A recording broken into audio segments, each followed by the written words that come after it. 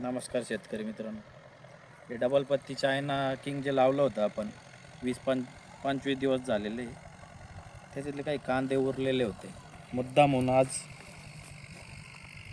दाखवण्यासाठी व्हिडिओ बनवत आहे. त्याच्यातून कोंब वर आलेले, म्हणजे घरात उरलेले होते. पण 15-20-25 दिवसानंतर पण कांद्याचा रंग आणि पत्ती शाबूत आहे. कारण काही कांदे हे रंग सोडतात वाळल्यावर. पण बघू शकता आपण कांदे मी जवळून दाखवतोय. आणि हा आपला प्लॉट बघा. 8 बिघ्याचा प्लॉट आहे. ती लागवड आधीची मागं बघू शकता आपण. स्टेप बाय स्टेप लागवड आहे. इकडची लागवड ही आता ही 15 दिवसापूर्वीची.